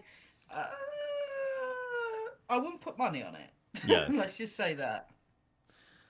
I put money on him not having it. Okay, that's fair. Okay, I think at that point we've kind of talked about everything that I wanted to talk about today. Is there anything that you desperately want to voice today that isn't bullying me? And we could do a little bit of questions if you want to. Yeah, we can do questions. I've got nothing specific, so yeah, we can do questions. Okay. So I'm gonna take a few from the Discord here. And Stephen Butler asked a good question, but I'm gonna save that because I think there's an answer to it, but I want to wait until Wakanda comes out to answer that. So I'm gonna answer that in the Discord itself. But Bread Slice asked, considering the Wakanda OLT's post-launch window, are we gonna see a cut story ending like Future Imperfect / Taking Aim, or a nice wrapped story / content patch before the OLT drops? I think Wakanda will have a nice wrapped story. I don't look at Wakanda as okay, I'm just trying to think. I don't view the end of the Wakanda expansion. I kind of know. Fuck. I don't know how much I can say. No, it's gonna have a wrapped up story. Oh my fucking god! Right, you know what? When this is okay. over, I'm interrogating you. By the way, I'm just saying. Okay, so here's the thing. Okay, no. There's parts of I will say this. I will say this, and this is all I can say. I know parts of the Wakanda story that I can't spoil because I don't want people to have it spoiled. But what I do know is that the story wraps up nicely. That's all I can say. That's all I can say. They put a neat little bow on it. Okay. That's all I can say. Right. I don't want to spoil. Okay. I don't want to spoil what I know about the Wakanda story because I don't want to spoil people of the experience of getting these kind of set pieces and all stuff like that, right? If I do that, then I'm ruining like part of the narrative for people, and it just ruins the whole DLC. I'm not doing that to people. But what I do know is that the story wraps up nicely. Well, Chosen, I mean, I don't know, but my assumption would be that it wraps that story up. But yes, I think all of them are going to lead into the next one. So right. And I can't spoil it. And if Jazzy Putter's here, it's like part of what he's been asking me for like the last month. And I've sworn up and down that I will not spoil it. So, okay. Right, well, there you go. So yeah, so I think the OLT will be like a side story within the Wakanda. I don't think it's gonna I don't think you're gonna see like the Wakandan story like kind of like end here and then the real ending is gonna be in the OLT. No, I think it'll be like the story finishes and then like you'll have like a side story for the OLT. I think that's what it's gonna be. So I think that's it, man. Yeah. I think that's it. Cool. Thanks. Yeah. Yeah. I agree, yeah. I don't know fuck all apparently compared to this guy over here. Fucking Mr. like MI9. Yeah, I'm literally James Bond. I'm now my next quest is to find out what happened to Spider-Man. That's my next quest. Oh mate, don't. Listen, here's the thing. There's a lot of things I won't talk about, but if someone gives me the details on Spider-Man, I will literally I will let it fly and I will crowdfund my my lawyers. That's it. I swear to God. Sneak in to hack the database. Yeah, it'll be like Hacker Man coming in, right? I got a great theory about Stormbreaker. Yeah, for sure. Let's hear it, Harry. So OLTs moving forward will have their own stories. Not necessarily like it's going to be like, I don't think Chosen it'll ever be like the OLT will have like this story and then like it's full like complete story. I think more likely it'll piggyback off an event within the actual main story itself. So say for example, Cloning Labs piggies off of the work Monica was doing within cloning, right? But it doesn't tie up that story of like the cloning itself. It just has you fight the bosses, right? So it's a side story that piggies back off of part of the main story, but it doesn't close out the actual story itself. It doesn't make nice, but I hope you understand what I'm saying. We peasants. Literally, guys, I feel so bad for him because he's having like a panic attack, trying not to say anything, and I can hear it in his voice. Like, he's like literally like sweating, and I can hear him breathing inside himself, trying not to make it obvious that he's shitting himself right now. Like, this man sounds drastically different to the man that called me at the start, full of fucking like all chill and that. Now he's like, I hope you guys know what I'm trying to. Yeah, say. I mean, like, so like, here's the thing, like. The worst part, I've always said, like, the worst thing that I've ever hold on to is the Guardians of the Galaxy secret. You know what I mean? Like, having to hold on Guardians of the Galaxy. Because, like, for me, that was, like, such a cool thing, and I couldn't talk about it. And, like, there are things that I can't talk about until we all play Wakanda, and it sucks. It sucks, right? And, like, even trying to waddle my way through these conversations, it's like, how do I say this without saying that, without saying this? And it's just, like, trying to navigate that whole passage of conversation is tough. So I'm really trying my best not to let things fly here. I think the awkward thing as well is like you admitting that you know shit puts the target right on your back. Like now you're gonna get people tweeting at your Discord. It's gonna Nah, fucking nah. I mean, stuff like like to be that. fair, um, what I know is not any different than what Miller had said. Now, Miller didn't talk about story stuff, right? Miller didn't talk about story stuff, and I've said 100%. I said if the leaker man himself is not going to talk about story spoilers, I'm not going to take that away, right? Like if the leaker man doesn't want to spoil the story, for me then to then spoil story stuff is like such a disservice to one himself and what he was doing and whatever there, and then it's such a disservice to the actual people who care about the story, right? Because then once those story spoilers are out, they don't get back in. Like that's it, right? They're fucking. It's all there, right? So, it's just for me. It's just like I'm not even gonna touch it, and it's just like I rather people just experience it for themselves. Yeah, and that's it. That's fair. I think that's fair. No. I mean, you tell me though, right? No. Oh, you fucker. All No. right. Well, you know what, guys? This will be my last weekly read. No, I'm joking. Is there any other questions? Or I think panic attack. Yeah, like this is my panic attack coming. No, I think that's it, man. I really think that's it. Any like okay, so like before, because obviously today's episode was generally speaking about OLTs. Do you have any general advice for people who may not be most prepared for OLTs, like and anything you'd want to kind of get them to prepare for, just to make sure they're at like the top of their game come Tuesday? Okay, my friends. So this is Stardust's pep talk before the Omega level threats. For so long now, Super Adaptoid has been sat in that fucking AIM lab, mocking us, alright? Judging us for our builds, for our commitment, for our disgusting crash test skins. But today, well, not today, on Tuesday. On Tuesday is the day we fight back. The resistance. Alright, my friends. We did not get Spider-Man in that state of play. Alright? We do not get the Black Panther release date just yet. But we will get Super Adaptoid's ass on our plates, my friends, okay? You want the best piece of advice? You go in with determination, my friends, alright? You go in and you kick their fucking ass. You understand me? You do not leave a single Adaptoid piece in that arena. I want you to disintegrate it, melt it away. I want you to fucking destroy it. No. I gotta cut you off. I thought we were talking about, like, you know, prep for like numbers, builds, what kind of items you're looking for. You're like Mel Gibson here. You're like Mel Gibson, and you're what's that one movie where it's the Scottish people and they're like, what is that movie he's in? And he's like says all the crazy. All right, sorry. All right, I'll talk properly now. Don't be a glass cannon, foreheads. All right, I'm done. Unfucking believable. All right.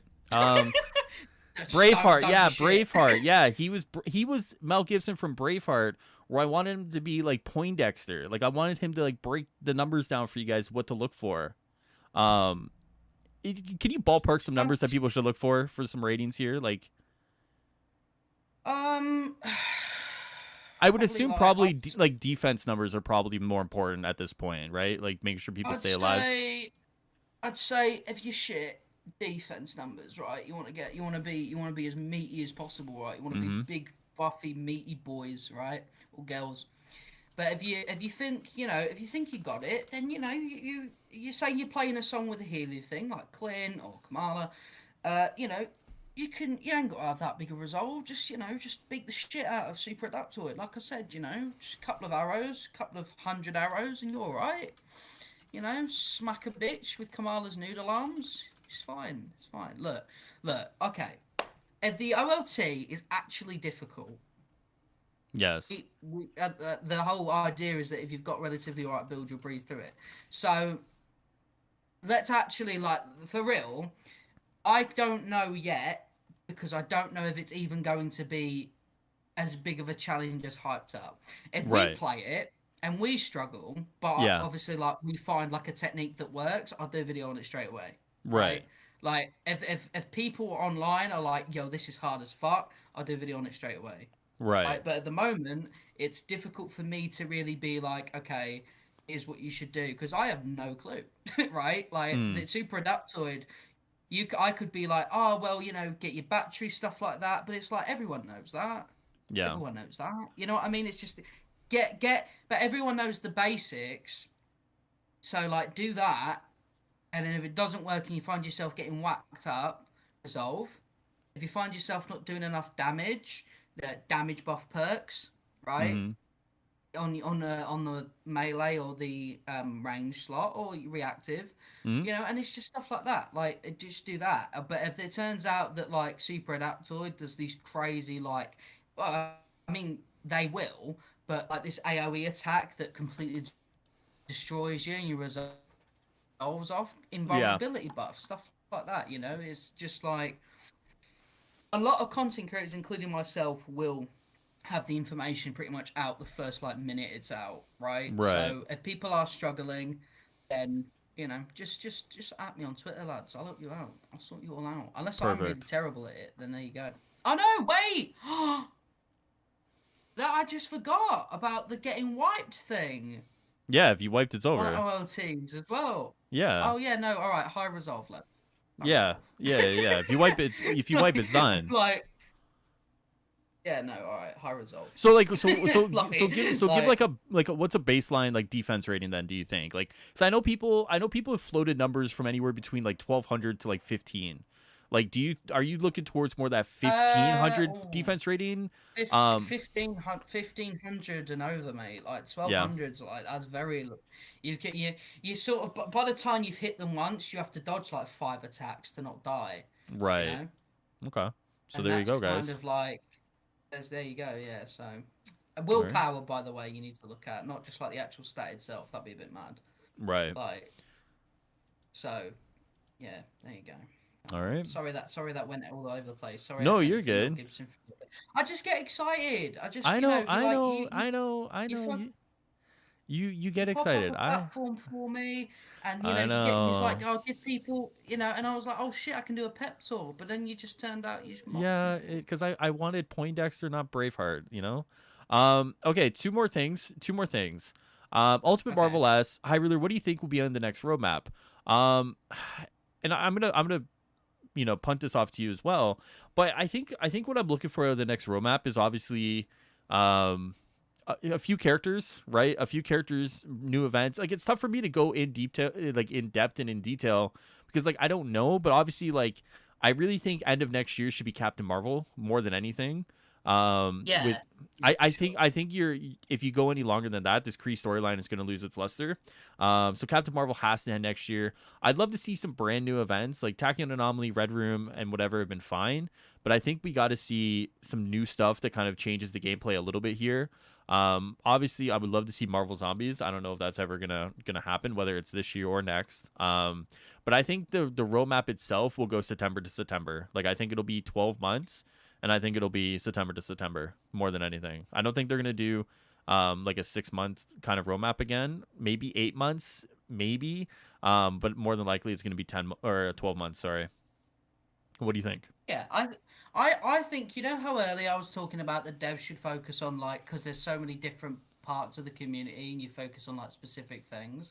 Yeah. I think if you kick the year off and you focus on like characters and story for a little bit, now that there's some endgame content out there, and then you go back to endgame content, you focus on that for a couple of months, and then you do like the expansion, I think would be better. I think having a nice couple of like a big long break so people could just relax, play that end game content, and then you do the big fuck off expansion and that.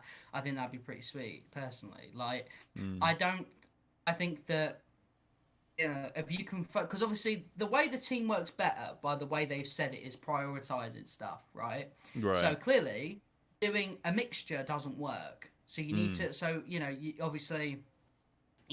During the 12 months, you focus on characters, obviously characters are content in a way, but you focus on characters, endgame content, then the expansion, which is like a mixture of both. There you go. Right. And that's Sounds good. what I believe. Okay, and Apex Kitty asks, and I feel like this question is going to come up a lot within like the next like 3 weeks. So Apex Kitty asks, I haven't played since April. Is it worth coming back now? Honestly, here's my honest opinion, and I'm gonna say this until Wakanda comes out. If you're already this far away from the game, you're probably better off waiting for Wakanda. Because unless you have a character that's ready to go for endgame like content, depending on how hard this even is, I feel like if you're this far away, you're better off waiting one more month and just come back with Wakanda. And I think that's, and I think that's probably the best way to do it. To be honest with you. Yeah, yeah. To be honest, I just wait for Wakanda. Yeah. And because I think that just is because in terms of like the meaty content that's come out since then, like you have like Monica, really, like, and that's it. So you have like one boss fight with some story to it, but like why, like, and at this point, like if you're already that far out, you might as well just wait for the whole fresh story content to come out, the new biome, the new missions, the new bosses. Like you might as well just wait. And I think that I'll say that until like the day before Wakanda, to be honest with you. Well, Calix mentioned, you say this now, by the way, Star, but if they took that advice, would you actually be okay with that? I think that is, if you can't do a mixture of like all of them combined with a balance, and obviously we know they work better when the whole team is prioritized, right? They've mentioned that a lot of times. We've had to shift focus to this, we've had to shift focus to that. Focusing on things like you get characters, then the end game content, and then you move on to the expansion, which is like a mixture, right? Similar to Wolf of Wakanda, right? I think that is like the best balance you're gonna be able to get at the moment. What do you agree with that, or do you think like I'm chatting up my ass? In terms of the balance between like content drops, like when to schedule different things, essentially. Yeah. I mean, like it's tough because like it's tough because like a lot of the time. These games do go through those ebbs and flows. I've always said, right? Like, you know, you have your ebbs and then your flows, and you know, essentially, it's like you want to keep your peaks very high, but your valleys like super high as well, right? So the drop isn't that bad. I don't know without knowing like what. Well, I can probably say this with like some degree of like certainty that like people like new characters, they like kind of new story content, and there probably won't be as many people who try the Super Adaptoid endgame fight, the OLT, versus like the amount of people who probably come back for like, say for example, like a patrol mode, right? Because like patrol mode is so open to anybody, and the design philosophy around patrol mode is more inviting than say like pieces of endgame content, right? So like I would probably say like they need stuff for the casual players to come in, but like they need kind of the end of the road. For example, like the end of the road has to be paved with gold, right? And the gold, it has to be like challenging endgame content that is fun, addictive, and rewards well, right? But they need to figure out ways to kind of channel that like casual player who comes back for all these like casual pieces of content, and how do you funnel those people into your kind of end game, wheel, for example. And I think honestly, I feel like I'm gonna be raked over the coals for saying this. You probably need more casual content than end game content to come to your game. Because like just a matter of the fact of like, yeah, you need more to draw people in, whether that's characters or story or whatever. And then every few months you need some sort of end game content that people kind of strive towards. But the reality is people want this to be a Marvel game, right? And I think a lot of it comes down to like, you can echo this with the conversation surrounding how many people surround the conversation of skins and the marketplace versus how many people surround the conversation of like end game content, loot, and so much, right? It feels like a lot of the conversation in the community is very much so echoed within the marketplace and skins because people want this to feel like a Marvel game, versus sometimes when the conversation is surrounding loot and end game and mission structure, it doesn't really seem to get a lot of the same kind of oomph behind it, right? And I think a lot of the time it's because people want this to be a fun Marvel game first, and then like and then after that like a fun looter game, depending on who you ask, of course. And I think that's probably right. Yeah. And I think that's echoed within sort of the conversation around like content scheduling, content drops and stuff like that. So I think okay. Yeah. Sorry, like for an actual personal example of this, my little nephew Caleb, loves getting into the custom harem, having a play about. But obviously, Yeah. when he was like, "Is Spider-Man on it?" I was like, "Oh, he's he's coming out later." Every single time he gets on, he's like, "Is he out yet?" I'm like, "Mate, I've been asking the same question." No, like it's always like he asks for like these characters, these characters, these characters, Yeah. and for a casual audience, it's always going to be, "Where's this character? Where's like?" Yeah. This place, you know what I mean? They're not like my nephew's not like, "Oh fuck, where's the loot?" Do you know Yeah. what I mean? And, Like, well, and he that's don't the give a thing, shit, right? like, Yeah.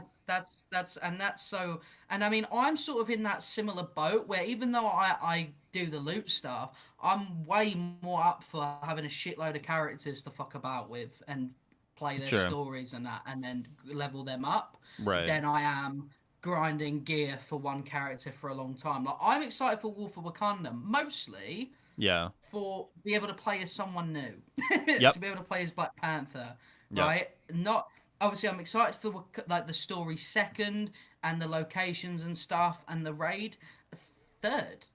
Yeah. Do you know what I mean? Because it's like I just want to play as someone new. Like Yep. I'll be honest, like. And like Alex said, and I mentioned this earlier, the community and the actual people who play this game is probably like, mate, probably more than 75% casual players that just want their screen to be filled with superheroes. Mm-hmm. Yeah. Whereas there's a very niche part of the community that'll be like, they don't even need to release characters, just make the gear better and make endgame Yeah.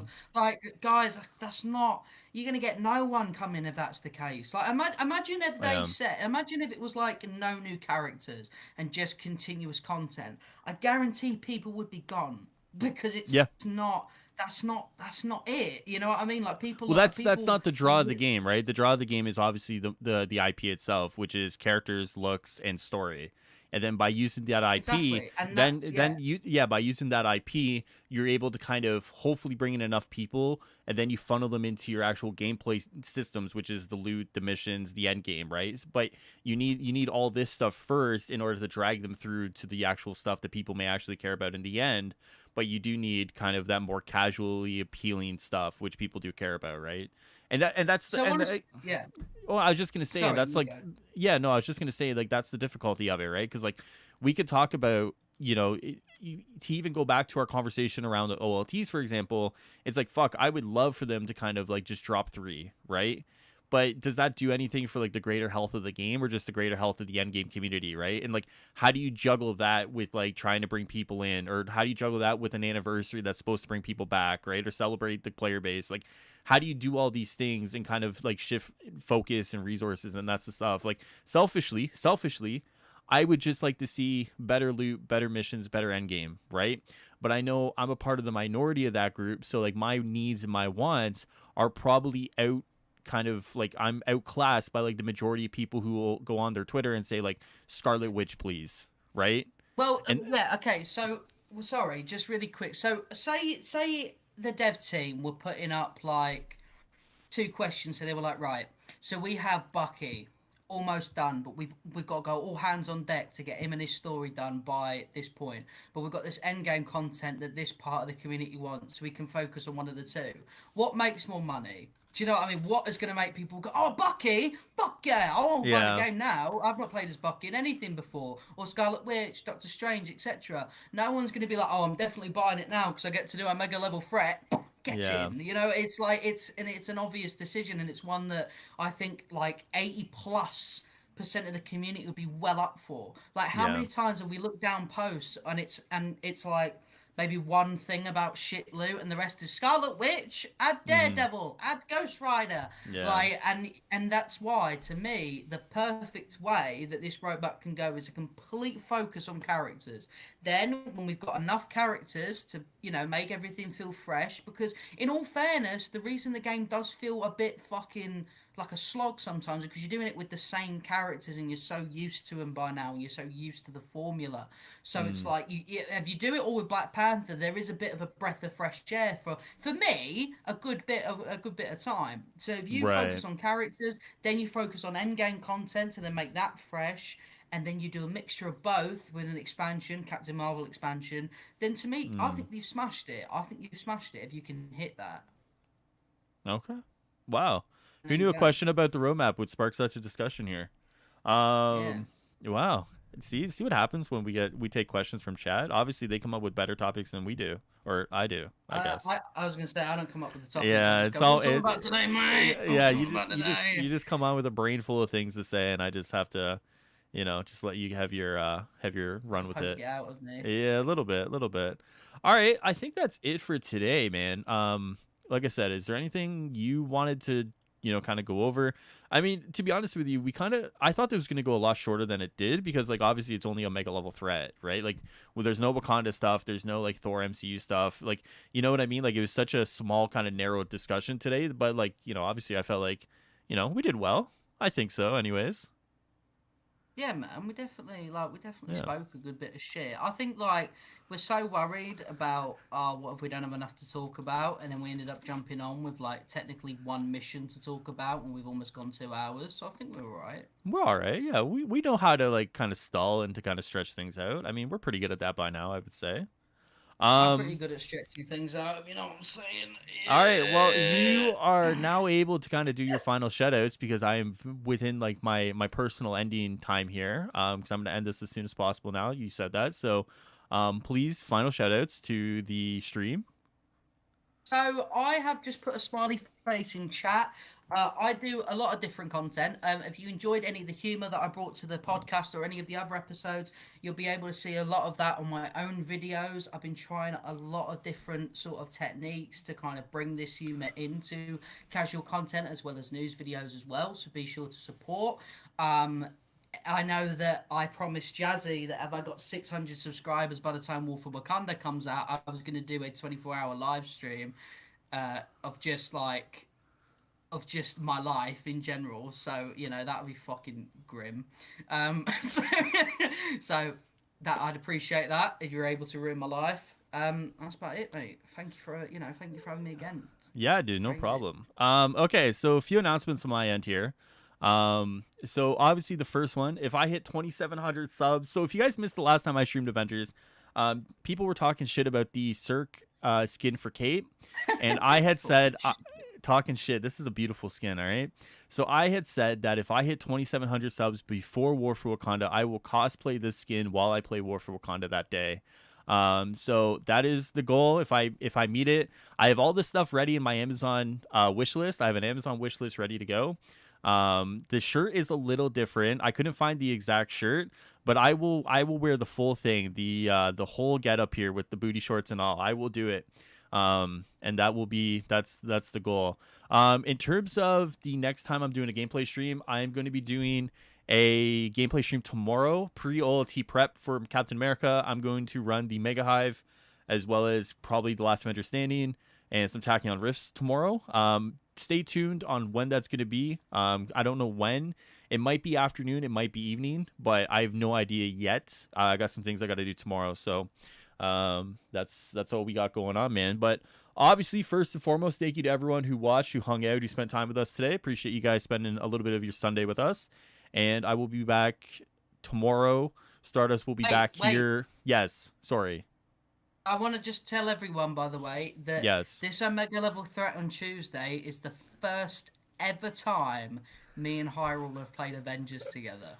And what better time? How fucked is that? How awful is that this man only added me like a month ago, and now he's only playing Avengers with me on stream. A month ago?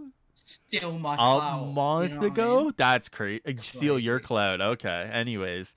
Yeah, so I was just about to say Monday will be wait, is that true? I added him months ago, Jake. He obviously our time zones don't match up. I only wake up. Here's the thing. I wake up about 2 p.m. nowadays. He's already in bed. Like he's already done for the night at that point. So obviously tomorrow pre-OLT prep. And then Tuesday, it'll be myself, Stardust, Sonic Photo, and the Brown Bull tackling the OLT. And then after that, I'll be playing it with you guys. So if you guys are ready to play some OLTs, whether it's your first completion or your ones after that, Tuesday will be dedicated to playing OLTs with you guys. So with that being said, obviously, thank you guys so much for watching, for hanging out, for spending some time with us today. I will see you guys. I will see you guys. I'm doing this with my arse, mate. I will see you guys tomorrow. Enjoy the rest of your Sunday. And my God, never make a friend like Stardust, because all he does is give me gray hairs and makes me go balder. So I will see you guys later. The only team I'm doing is wiping each other's asses, boys. Yeah.